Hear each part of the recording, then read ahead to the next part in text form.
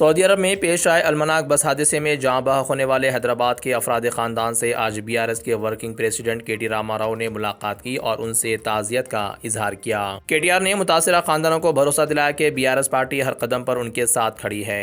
17 नवंबर को सऊदी अरब में हुए इस खौफनाक हादसे में हैदराबाद के 42 अफराद जान की बाजी हार गए थे। इसी सिलसिले में केटीआर ने एडिकमेट, रामनगर और विद्यानगर में रहने वाले मरहूमीन के अफराद ख़ानदान से मुलाकात की और उनसे ताज़ियत का इजहार किया। केटीआर ने कहा कि इस हादसे में 42 हैदराबादियों का इंतकाल होना इंतहाई दुख और सदमे की बात है। ख़ास तौर पर एक ही ख़ानदान के 18 अफराद का जाँ बहक होना दिल दहला देने वाला सानेहा है। उन्होंने बताया कि मरहूमीन के अफराद ख़ानदान सऊदी अरब पहुँच चुके हैं और उनकी मदद के लिए बीआरएस का खुसूसी वफ्द भी सऊदी अरब रवाना किया गया है, जो वहां हिंदुस्तानी सफारत खाने से राब्ते में रहते हुए हर मुमकिन ताउन फराहम कर रहा है। केटीआर ने यकीन दहानी कराई कि बीआरएस पार्टी मुतासिरा खानदानों के साथ है और कायदीन की पूरी टीम उनके लिए हर तरह की मदद जारी रखेगी।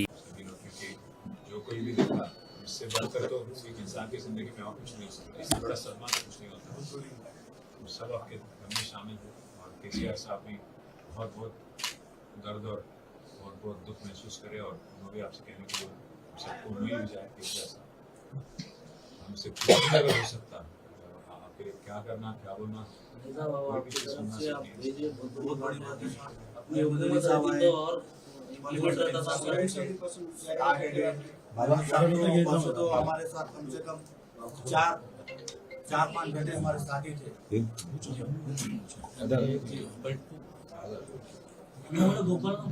జైన మార్నింగ్ తెలియగానే ఆ రోజు వచ్చేసింది జైన మార్నింగ్ బస్ వచ్చిన తర్వాత सबसे पहले एक मदद चाहिए यहाँ पे कुछ भी हमारे देश में रहेंगे आपकी बुलाई गाड़ी जाने के बाद मेरे साथ तो रहेंगे बेटा जब भी बुलाएंगे आएंगे कोशिश नहीं वही कर दे रहे हैं ले सकते हैं वही कंप्लीट कर दिया नहीं कंप्लीट करके रेडी है अब खाली तदफीन करने का पेपर वर्क कोई करना पड़ता है। आपकी फैमिलीज कहाँ से आपके रिश्तेदार हैं एक ही घर के साथ पूरे एक ही तो जानते हैं हमारे घर के 18 मेंबर्स हमारे घर के 18 मेंबर्स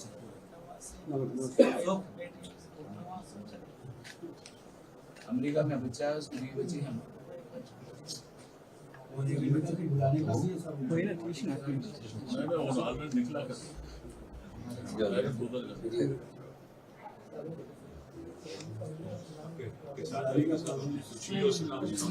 खिदमत कुछ भी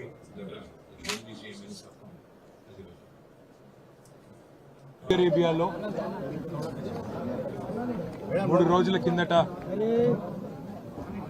జరిగిన ఘోరమైన అగ్ని ప్రమాదం, ఘోరమైన యాక్సిడెంట్లో 46 మంది చనిపోతే అందులో 42 మంది మన తెలంగాణకు సంబంధించి మన హైదరాబాద్కి సంబంధించిన సోదరులు సోదరిమణులు, అందులో పిల్లలు కూడా ఉండడం అందరినీ కూడా శోక సముద్రంలో ముంచేసిన ఒక బాధాకరమైన పరిస్థితి.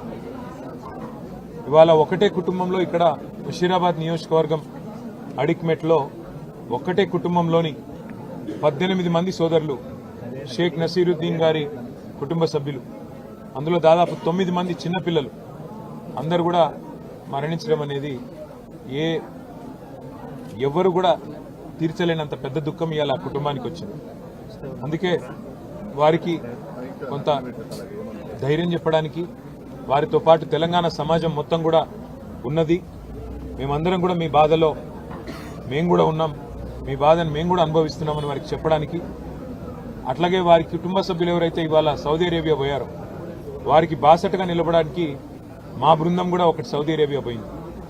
మా పెద్దలు మాజీ ఉప ముఖ్యమంత్రి మహమూద్ అలీ గారి కుమారుడు ఆజం అలీ గారు, అట్లాగే మా ఫార్మర్ వక్ఫ్ బోర్డ్ చైర్మన్ మసియుల్లా ఖాన్ గారు, వారితో పాటు మిగతా మిత్రుల బృందం కూడా సౌదీ అరేబియాలో అక్కడ అధికారులతో అట్లాగే ఈ దివంగతులైన వారి కుటుంబ సభ్యులతో కలిసి పనిచేసి వారి వారికి ఆఖరి క్షణాల్లో వారికి అండగా నిలబడడానికి ఏమైనా కొంత సాయం చేయడానికి అక్కడికి మా బృందం కూడా పోయింది. ఇవాళ వారి కుటుంబ సభ్యుల్ని ఇక్కడ పరామర్శించి వారికి ఏ రకమైన సహాయం కావాలి అన్న మా స్థానిక నాయకత్వం, మా ముఠా గోపాల్, మా ఎమ్మెల్యే గారు, అట్లాగే మా పెద్దలు మహమూద్ అలీ గారు, మా శ్రీనివాస్ యాదవ్ గారు, మేమందరం కూడా మీకు అండగా ఉన్నాము. మేమందరం కూడా మీకు అండగా నిలబడతాము.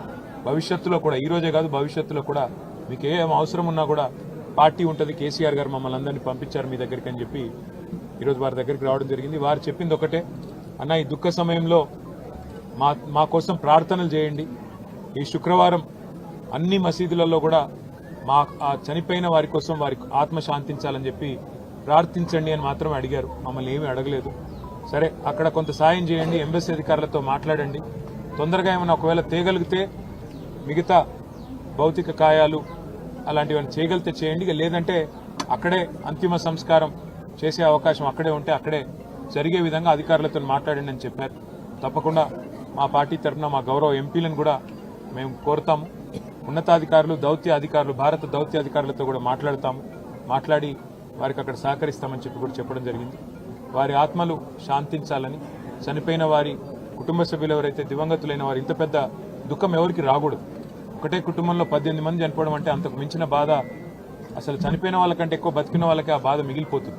అందుకే వారు మనోధైర్యంతో నిబ్బరంగా ఉండాలని చెప్పి ఆ భగవంతుని ప్రార్థిస్తూ ఈ శోక సమయంలో మొత్తం మనందరం కూడా మతాలకు అతీతంగా, కులాలకు అతీతంగా వాళ్ళ కుటుంబాలకు అండగా నిలబడాలని చెప్పి కూడా మన సోదరులను కూడా ప్రార్థిస్తూ మీ అందరికి కూడా ముఖ్యంగా మా పత్రికా మిత్రులకు కూడా ధన్యవాదాలు. मजीद खबरों के लिए हमारे चैनल मुंसिफ न्यूज़ 24/7 को देखते रहिए। अगर वीडियो अच्छी लगी तो लाइक करें, शेयर करें और चैनल को सब्सक्राइब करें।